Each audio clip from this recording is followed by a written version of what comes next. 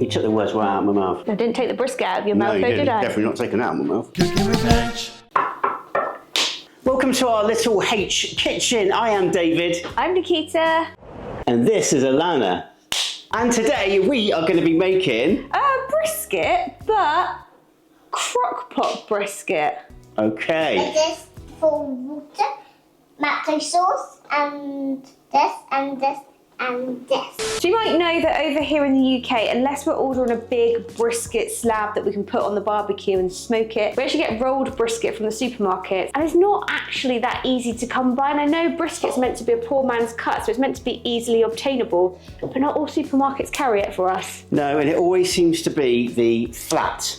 It does. To be honest, we're getting a better relationship with a new butcher, so hopefully we might be able to get better cuts of brisket. But we thought we'd try this today because it is a crock pot brisket that we're going to be doing. Except rather than doing it in a traditional crock pot, we're going to be doing it in an instant pot. So what's first up? We need to mix up some ingredients that are going to form the base and flavour of this dish, so let's get mixing. This recipe was sent to us along with the ingredients, apart from the brisket, from lovely Erin Bernstein in North Carolina. We're going to be using some Lipton's onion mix today, which we have never tried, so let us know what you guys think of the Lipton's onion mix. You want to pop that in then, darling? Oh, I wasn't expecting like pieces of onion in that. I was expecting just a powder. Now in with the chili sauce. A whole bottle of the sauce. It's like tomato ketchup. It is like tomato ketchup, you're right. Now some jellied cranberry sauce. Ooh. It's jelly. Complete with his own sound effects, that one. Okay, 3/4 cup of water, Alana. Minus a little bit, that's okay. And then we need to give it a stir. It does look like jelly, doesn't it? It does look like jelly, but it's jellied. Wibble wobble. Wibble wobble, that's right, jellied cranberry. Right, we need to give that a stir, Alana. Can you do a careful stir for mummy? Okay. Thank you. Oh. I'm not sure if we're meant to mix up the jellied cranberry sauce completely, like mash it so that it's completely dissolved, but I'll try and do my best. I'm guessing it will just melt away in the instant pot. I tell you what, I can really smell the chili sauce. What do you think? It smells great, according to Alana. I'm getting my gloves. Okay. Okay, so it's brisket time. I'm going to show you this brisket and I would love to hear your feedback on this because it is very, very different to your briskets. And you can see it's all rolled and it's got string on it. Now we were debating, do we cut the string off or do we leave it on? We're not too sure, but I think we're going to leave it on for today. We are, because Erin said for this particular recipe, you're going to be slicing the brisket afterwards, not actually tearing it up like pulled pork or anything. So you can see this is like the flat, not a lot of fat on this at all, not massive amount of marbling. Obviously I'm comparing it to like American brisket. I know this is the lean part, but it is exceptionally lean compared to like the American cuts. As you can see, we've got a new bit of kit. Massive, massive thank you to Doug Fuller. You're an absolute legend. Patreon subscriber and a real good friend of the channel. So we're going to be trying this out for the very, very first time. This is going to be epic. Right. Is Is that bit of brisket okay? Yeah. Yeah? Did you check it out? Did you check it? It's all good, yeah? Yeah. It's up to H standard, yeah? Yeah? Okay. So we got to put this in now, darling. Might be best for Daddy to pour that. Well, you can give me a hand if you like. Should we do this? Ready? Oh,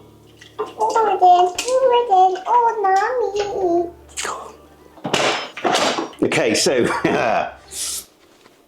head of IT here.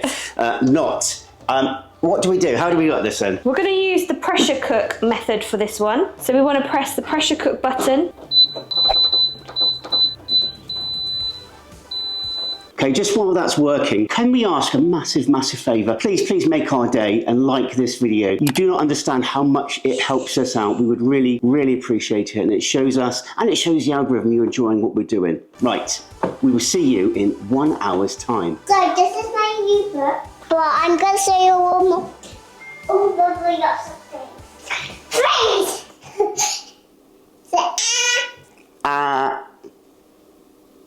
Yuck. Yuck. A face. What did you... Okay, so yeah. I in with Erin to what sides you normally have with this crock pot brisket, which I probably should have done, but what we've decided to do is we need something a bit carby, we need some kind of veg, so we've decided we're going to do some potatoes, and we did toy with the idea of doing mashed potatoes, but I thought we'd bring a little bit of the UK with us today, and we're going to do roast potatoes UK style. Now I know you guys do have roasted potatoes or baked potatoes over there, but I'm led to believe they're a little bit different, so we're just going to do how we make our roast potatoes, so we thought it would go quite nicely with the beef today that we're having as the brisket, and we're going to do a little bit of broccoli and some green beans, but I'm going to try and do them American style because I love the way that you guys cook your green beans in butter. I've peeled and cut our roast potatoes, so this is like the standard size potatoes we'd have. Sometimes we'd have them a little bit bigger, and we're just going to parboil these before we pop them into a preheated oven to roast. We're not going to season the potatoes at this point, I'm going to season them as they go into the oven to roast. So join us when those are parboiled and they're ready to go into the oven. We've only got 1 minute left on the Instant Pot, and then we're going to do the natural release, is that what it's called? So we're just going to let the meat rest. Oh, there we go. These potatoes are now parboiled, so I have just drained them, and I like to give them a little, just to rough up the edges a little bit. When they do go into the oven and they do roast, they kind of crisp up a little bit nicer on the outside. My oven has been preheated, and I've popped in a little dish, and I thought, let's keep it a little bit American. I've decided, instead of cooking this in like lard or oil today, which is what I'd normally use, I've decided to use a little bit of beef tallow. So I've just melted the tallow down, and now I'm going to pop in those potatoes. Okay, I'm just going to turn them all so we get a nice little coating of tallow on all of them. A lot of people will season their roast potatoes over here with various different things. So people might use salt, garlic and rosemary. Some people might just use salt, pepper, paprika. I like to use a little bit of paprika, but one thing I've become fond of using for roast potatoes is... I love using Old Bay on roast potatoes lately, and this is basically salt, pepper and paprika, so why wouldn't I not? I'm going to pop these into the oven so that they can crisp up nicely.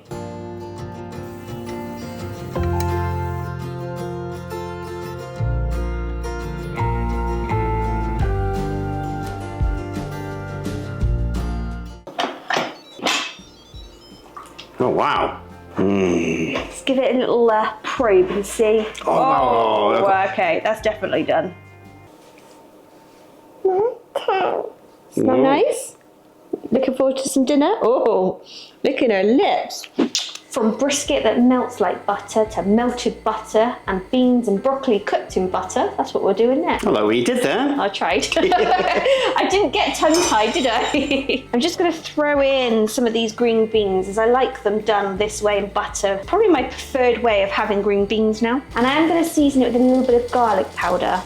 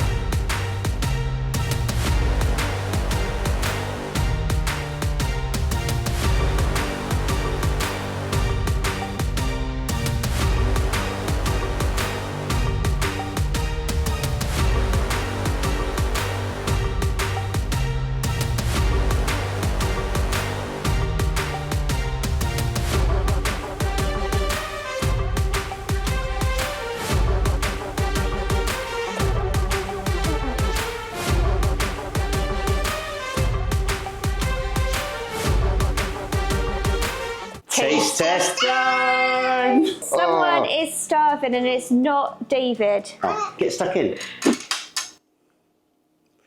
Oh. She's going straight for the brisket. What do we think? Oh, we got a thumbs up. Right. I give it 2 out of 10. 2 out of 10, is that good? Yeah? 2 out of good. 10, wow. Okay, I've got to go for the meat. I'm salivating. Ooh.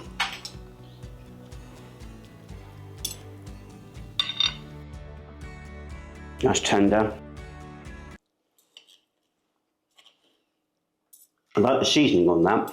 Okay, which rating do you give it? I might need a few more bites. I'm going to try it because I am now salivated as well. It's good.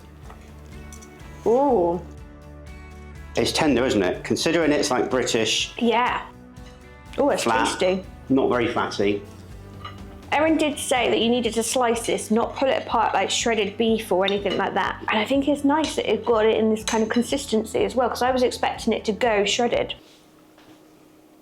It's lovely. I'm just going to go back to this sauce. So we did thicken it with some corn flour because it wasn't quite thick enough, which I'm hoping was the right thing to do, but you guys will have to let us know. Should we have thickened it up even more?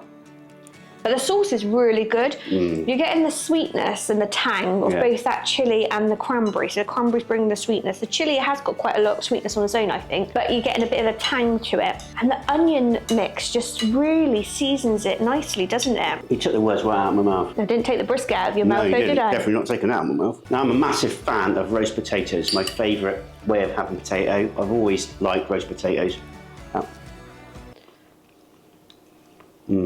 That tallow Mashed potato. is a game changer. So it does taste different to beef dripping, I think, that we're used to over here. It does give it a really nice, rich taste to those roast potatoes. So I'm glad I decided to use the tallow. The Old Bay seasoning as well. Really well balanced. I don't think I went overboard, which is good, because sometimes, especially with the Tonys, and I put it in my mac and cheese, I go a bit crazy over that one. Very well done. Right, I've not tried my green beans yet. I think from now on, we'll definitely have to put tallow in with our roast potatoes. We might have to do that. I think that's going to be a thing. This is delicious. I was worried about how it would go together, like with the vegetables and things, because of the chili sauce being a little bit more, I suppose, tomato based. It's another hug, isn't it? This is another winner, and to think that in the Instant Pot, this brisket only took about an hour. It took about another 20 minutes to depressurise, but by that point the roast potatoes were ready, and so was the green beans and broccoli, so it kind of all fell together really quite quickly. And to get something this tender, so in the slow cooker, I think this brisket would have taken like 4 to 5 hours, but in the Instant Pot it was a lot quicker. So as a maiden voyage of the Instant Pot, I think it's produced an incredibly tender, tasty brisket. Right, I'm not saying too much. To be honest, that's probably a good sign, because I'm just tucking in. It's really, really good. It's another like American hug. We've not really had brisket before we had this journey. My parents did tell us brisket was available, but I think then brisket just came off the shelves. Not many people bought brisket, but we've seen brisket obviously come back in since we've been doing the barbecue thing. Let us know in the comments below if you'd like to see me try and do another brisket on the offset smoker.